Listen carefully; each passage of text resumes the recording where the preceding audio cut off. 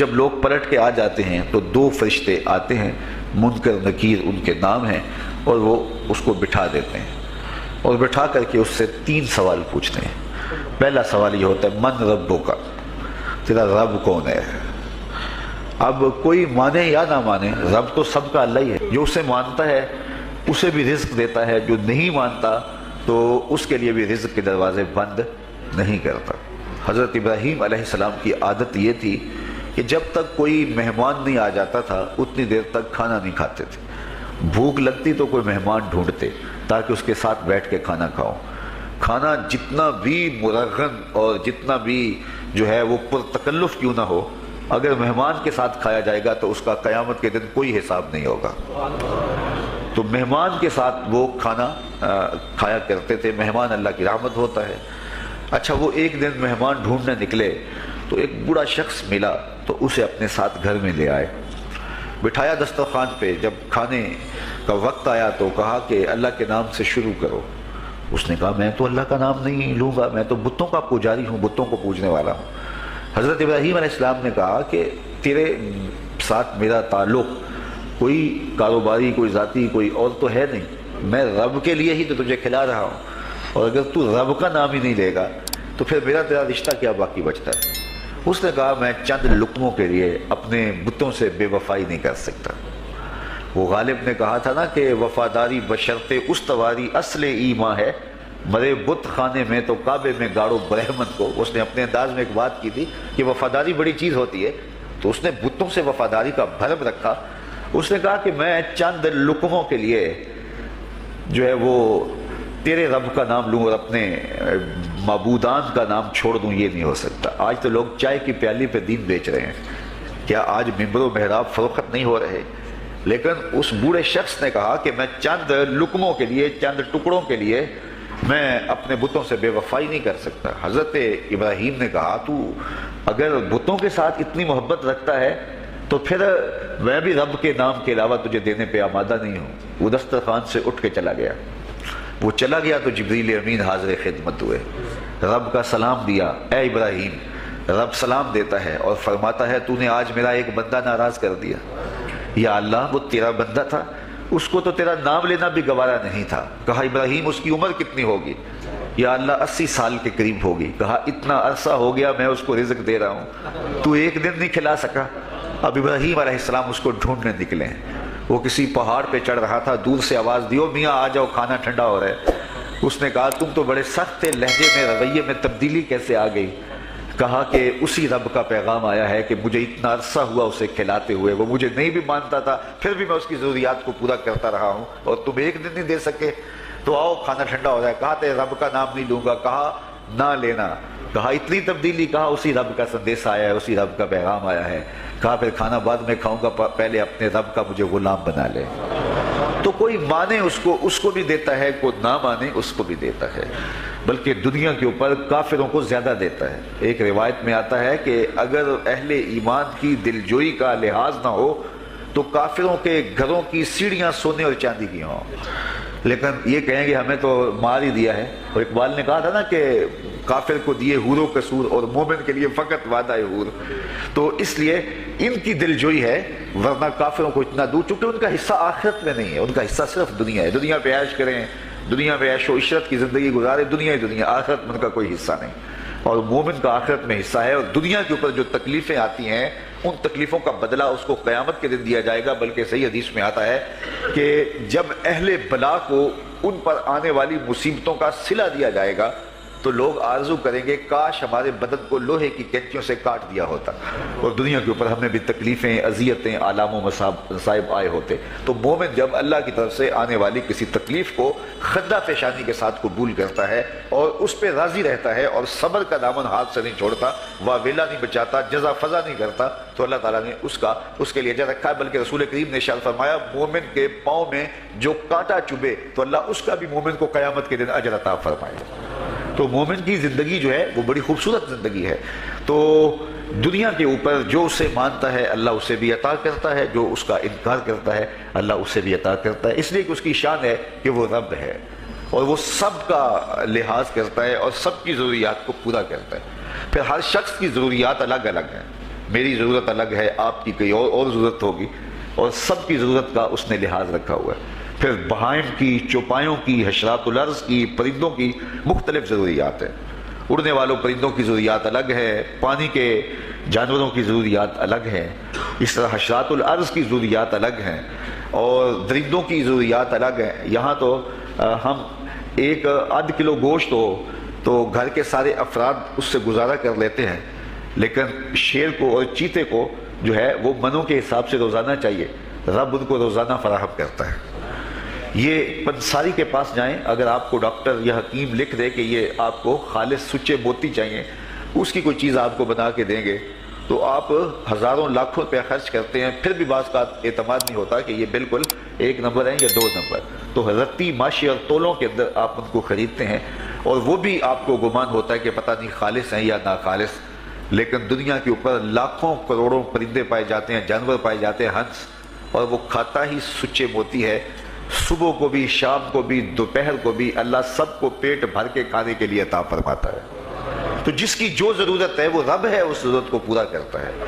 تو ہم اگر اللہ تعالیٰ کو رب مان لیں حقیقی معنوں کے اندر، تو ہماری زندگی کی پریشانیاں، ہماری زندگی کے دکھ مٹ جاتے ہیں۔ مصیبتیں اس وقت آتی ہیں اور اس وقت پریشانی لگی رہتی ہے، دھڑکا لگا رہتا ہے کہ جب انسان جو ہے وہ سمجھتا ہے کہ میں ہی جو ہے وہ کچھ کرنے والا ہوں۔ وَمَا مِن دَابَّةٍ فِي الْأَرْضِ إِلَّا عَلَى اللَّهِ رِزْقُهَا، زمین پر چلنے والی، ریگنے والی کوئی چیز نہیں جس کا رزق اللہ کے ذمہ کرم پہ نہ ہو۔ تو جب انسان اس عقیدے کو اپنی روح میں، اپنے باطن میں اتار لیتا ہے، تو پھر اس کی زندگی سوکھی ہو جاتی ہے کہ وہ میرا خالق بھی ہے اور وہ میرا رب بھی ہے، اور یہ یقین انسان کی زندگی کے اندر اعتماد، روشنیاں اور توکل بھر دیتا ہے۔ بلکہ ایک حدیث میں آیا کہ جس طرح توکل کرنے کا حق ہے اگر وہ تم ادا کرو تو اللہ تمہیں ایسے رزق عطا فرمائے جس طرح پرندوں کو عطا فرماتا ہے۔ وہ جب صبح نکلتے ہیں تو ان کے پیٹ خالی ہوتے ہیں اور انہیں پتہ نہیں ہوتا کہ کہاں سے رزق مل رہا ہے، اور جب وہ شام کو آتے ہیں تو ان کا پیٹ بھرا ہوا ہوتا ہے۔ بند توکل، پنچھی اڑ دے، خرچ نہ پلے زیرہ ہو۔ سلطان بہو فرماتے ہیں کہ انہیں کوئی نہیں پتا ہوتا کہ فلاں جگہ پہ جانا ہے، لیکن کبھی ایسا نہیں ہوا کہ وہ بھوک سے مر گئے ہوں اور انہیں کچھ ملا نہ ہو، تو وہ خالی پیٹ کبھی نہیں آتے۔ وہ اللہ تعالیٰ ان کو رزق نصیب فرماتا ہے، وہ سب کا رب ہے۔ تو اگر ہم اپنے رویے سے، اپنے عمل سے، اپنے عقیدے سے واقعی اللہ کو رب مانتے ہیں، تو پھر قبر میں جب سوال ہوگا من ربو کا، تیرا رب کون ہے، تو پھر کبھی بھی جواب دیتے جھجک محسوس نہیں ہوگی۔ بندہ عرض کرے گا رب اللہ، میرا رب اللہ ہے اور میں اسی کو اپنا رب مانتا ہوں، میری ضروریات کی کفالت بھی اسی کے ذمہ کرم پہ، اور میرا تیقن، میرا یقین کہ وہ میرا رب ہے۔ یہ پہلا سوال ہوگا۔ دوسرا سوال قبر میں ہوگا، اور وہ یہ ہوگا کہ ما دینوں کا، تیرا دین کون سا ہے۔ مختلف ادیان دنیا کے اوپر موجود ہیں، لیکن اسلام کے بعد اب کسی اور دین کو قبول نہیں کیا جائے گا۔ ارشاد فرمایا کہ اللہ تعالیٰ اسلام کے علاوہ کسی اور دین کو قبول نہیں کرے گا۔ تو یہ اگر میں اپنے عمل سے، اپنے رویے سے، اپنے طرز زندگی سے، اپنے انداز معاشرت سے اسلام کو اپنے اوپر غالب کر لیا تو پھر قبر میں جواب دیتے ہوئے کوئی جھجک محسوس نہیں ہوگی۔ بندہ عرض کرے گا کہ دینی الاسلام، میرا دین اسلام ہے، میرا طرز زندگی، میرا انداز معاشرت، میرا سبھی کچھ اسلام کی مطابقت میں تھا، اور میں اسی کو اپنا دین مانتا ہوں، صرف زبان سے نہیں، اپنے رویے سے بھی، اپنے طرز زندگی سے بھی، اپنے انداز معاشرت سے بھی۔ تو یہ جو ہم اسلام کے دائرے میں داخل ہوتے ہیں اور ہم اپنے دین کو اسلام قرار دیتے ہیں، تو دین انسان کی زندگی کے تمام شعبوں پر حاوی ہوتا ہے، اور اس کا طرز زندگی، اس کا انداز معاشرت اس کی مطابقت میں ہونا چاہیے۔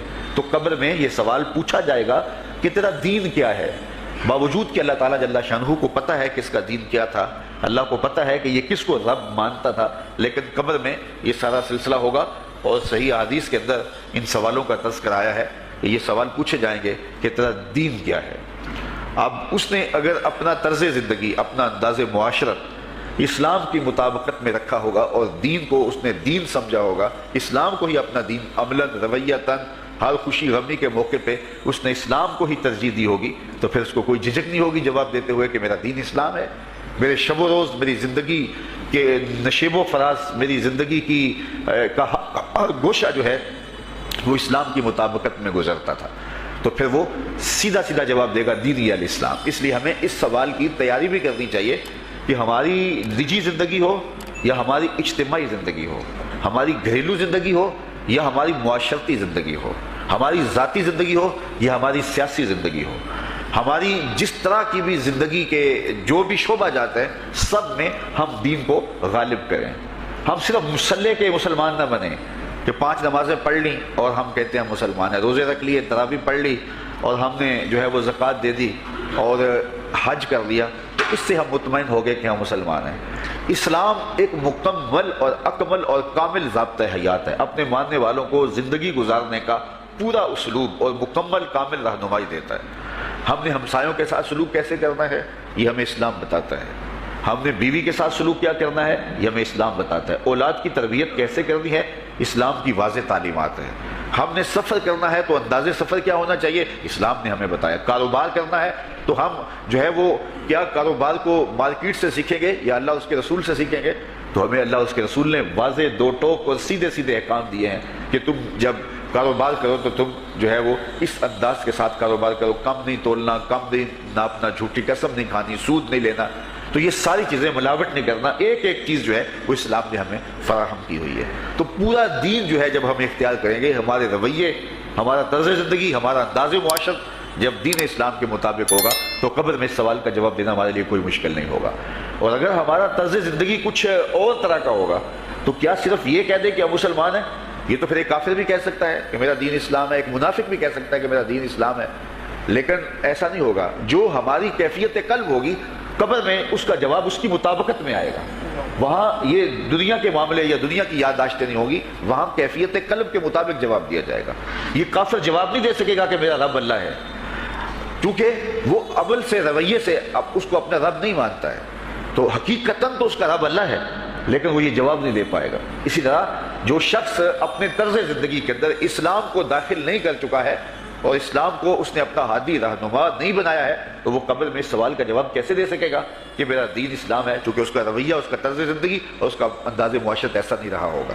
اس لیے ہمیں اپنی زندگی کے شب و روز کو اسلامی تعلیمات کے سانچے میں مکمل اور کامل طور پر ڈھالنا ہوگا تاکہ جب قبر میں سوال ہو تو ہم جواب دے سکیں کہ ہمارا دین اسلام ہے۔ تیسرا سوال جس پہ فیصلہ ہو جائے گا اور اس کے بعد قبر میں یا جنت کا دروازہ کھول دیا جائے گا یا جہنم کی کھڑکی کھول دی جائے گی، وہ سوال تیسرا کیا ہوگا؟ اور وہ سوال بھی عقیدے کا ہے، بلکہ بخاری شریف کی ایک روایت کے مطابق 3 سوال نہیں ہوں گے، ایک ہی سوال ہوگا اور وہ یہ تیسرا سوال ہوگا۔ فرشتے پھر پوچھیں گے حضور علیہ الصلوۃ والسلام کے روضہ دور سے اور قبر کے درمیان سے پردے ہٹا دیے جائیں گے اور رسول کریم صلی اللہ علیہ وسلم سامنے ہوں گے اور فرشتہ حضور کی طرف اشارہ کر کے کہے گا ما کنت تقول فی ھذا الرجل، ان کے بارے میں زندگی میں کیا کہا کرتا تھا۔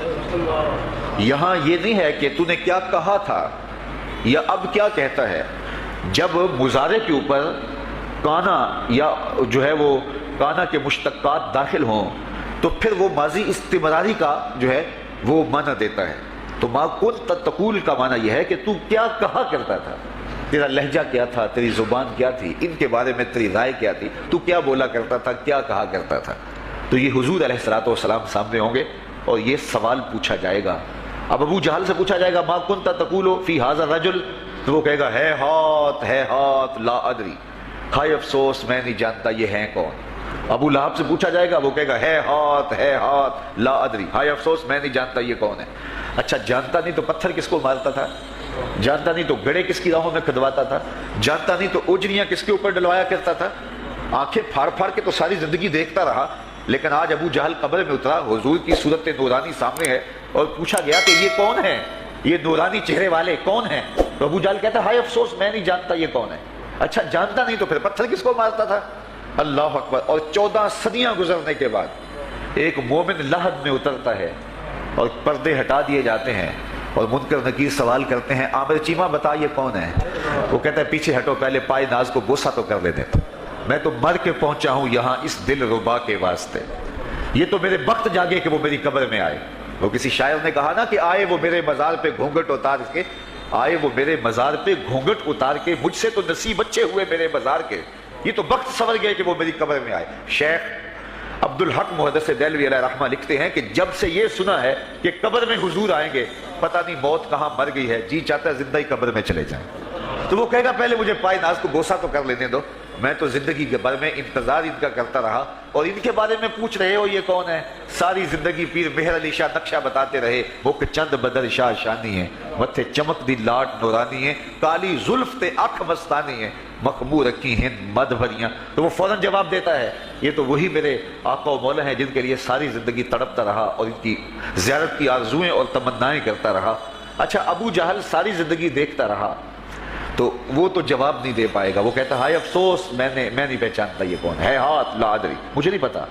اور 14 صدیاں گزرنے کے بعد ایک مومن لحد میں اترتا ہے تو وہ فوراً کہتا ہے یہ تو وہی ہیں جن کے لیے زندگی گزار آیا ہوں۔ تو جس نے دیکھا تھا وہ پہچان نہیں سکتا، اور صدیوں بعد جو دنیا کے اوپر آیا وہ فوراً پہچان بھی رہا ہے اور پائے ناز کو غصے بھی کر رہا ہے، تو پھر اس کا کیا جواب ہوگا؟ تو اس کا جواب علامہ اقبال علیہ رحمہ نے دیا۔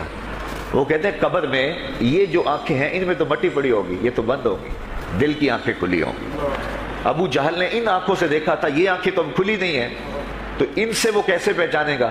اور دل کی آنکھوں نے حضور کو دیکھا ہی نہیں تھا، اور یہ صدیوں گزرنے کے بعد جو مومن لحد میں اترتا ہے اس کی گو ان آنکھوں نے نہیں دیکھا تھا، لیکن در دل مسلم مقام مصطفیٰ، مومن کے دل کے ڈیرے کے اندر مومن کے دل میں حضور ہی بستے ہیں، اس لیے اس کی آنکھوں نے، دل کی آنکھوں نے حضور کو دیکھا اور پہچان لیا، اس لیے کہ دل کی آنکھوں نے حضور پہلے بھی دیکھے ہوئے تھے اور دل آرزو میں مچلتا رہا، اس لیے دل کو پہچاننے میں دیر نہیں لگی۔ تو وہاں یہ آنکھ نہیں پہچانے گی، یہ آنکھ پہچانے گی، اس لیے اقبال نے دوسرے مقام پہ کہا دل بینا بھی کر طلب خدا سے، کہ آنکھ کا دور دل کا دور نہیں، آنکھ کا دور اور ہے دل کا دور اور ہے۔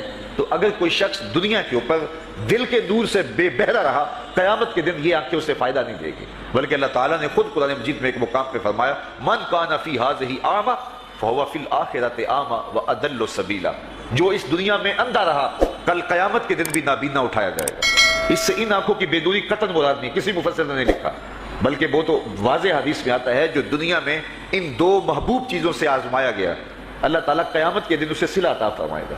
یہ جو دنیا کے اوپر نابینا ہوتے ہیں، نابینا ہو جاتے ہیں یا پیدائشی نابینا ہوتے ہیں، تو یہ دنیا کی لذتوں سے اور دنیا کے نفعوں سے لطف اندوز نہیں ہو پاتے، یہ بہت بڑی آزمائش ہے، جہان اندھیر ہوتا ہے ان کے لیے، لیکن قیامت کے دن اللہ تعالیٰ اس کا بہتر صلہ ان کو عطا فرمائے گا جو دو ان محبوب چیزوں سے آزمایا گیا۔ تو اگر وہ دنیا پہ اندھا تھا حقیقی طور پہ اور قیامت کے دن بھی اندھا اٹھایا جائے گا، یہ تو پھر مناسب نہیں ہوگا۔ تو یہ جو قرآن نے کہا جو دنیا میں اندھا رہا وہ قیامت میں بھی اندھا اٹھایا جائے گا، تو اس سے ان آنکھوں کی بے نوری قطعاً مراد نہیں ہے، اس سے دل کی بے نوری مراد ہے۔ تو دل اگر بینا ہوا، دل اگر روشن ہوا، تو پھر قبر کے اندر بھی دل دے دیوے دی روشنائی جاوے وچ زمینہ، تو پھر وہ معرفت رسول کا سبب ہوگا دل کا اجالا، اور پھر حشر کے اندر بھی جو ہے وہ دل کی آنکھیں روشن ہوں گی۔ تو جس نے اپنے قلب کو دور معرفت سے، دور ایمان سے اور دور محبت سے منور نہیں کیا ہے، تو وہ قبر کے اندر، حشر کے اندر نابینا ہی اٹھایا جائے گا، اور یہ قرآن کی صریح نص ہے۔ تو اب ابو جہل نے ان آنکھوں سے دیکھا ہے، لیکن جب سوال ہوتا ہے بتاؤ یہ کون ہے، تو وہ کہتے ہیں ہے ہاتھ لا ادری، افسوس میں نہیں جانتا۔ اور صدیاں گزرنے کے بعد ایک مومن لحد میں اترتا ہے، ظاہری ملاقات بھی نہیں ہے، جب اس سے پوچھا جاتا ہے یہ کون ہے، تو وہ کہتا ہوا محمد صلی اللہ علیہ وسلم، یہ تو وہی آقا ہے جن کے لیے ساری زندگی، جن کے تذکروں کی خوشبو سونگھتا رہا ہوں، تو مجھے تو جو ہے وہ ان کے پائے ناز کو بوسہ کر لینے دو۔ تو بتاؤ اس کے دل کی آنکھوں نے حضور کی معرفت حاصل کی اور حضور کو پہچان لیا، تو دل بینا بھی کر طلب خدا سے، کہ آنکھ کا دور دل کا دور نہیں۔ تو حضور علیہ الصلوۃ والسلام کے حوالے سے جب سوال ہوگا، اگر اس سوال کا جواب نہیں آیا تو پھر جہنم کی کھڑکی کھول دی جائے گی، اور اگر اس سوال کا جواب آیا تو پھر جنت کے دروازے کشادہ کر دیے جائیں گے، اور جنت کی ٹھنڈی ہوائیں اس کی قبر میں آ جائیں گی، بلکہ حدیث میں آتا ہے اسے کہا جائے گا کہ نم کنومت العروس، ایسے سو جا جس طرح دلہن سوتی ہے۔ اور وہاں سے لے کر کے حشر تک کا سفر جو ہے اس کے لیے بہت لمبا سفر نہیں ہوگا، وہ ایسے ہوگا کہ جو ہے وہ ایک خوبرو کے گلے سے ہار گرے گا اور وہ موتی ٹوٹ کے گر جائیں گے، اور وہ اس کو چننے میں مصروف ہو جائے گا، اب یہ سارے موتی چن نہیں پائے گا کہ قیامت آ جائے گی۔ یہ مومن کے لیے اللہ نے آسانی رکھی، 50,000 سال کا دن ہوگا یوم محشر، لیکن جو مومن ہوگا اس کے لیے حشر کا اتنا بڑا دن ایسے ہوگا جتنا عصر کا وقت ہوتا ہے، تو اتنے تھوڑے وقت میں اس کے لیے گزر جائے گا۔ تو یہ 3 سوال قبر میں پوچھے جانے ہیں، ہر شخص سے پوچھے جانے ہیں، مومن سے بھی پوچھے جانے ہیں اور کافر سے بھی اور منافق سے بھی۔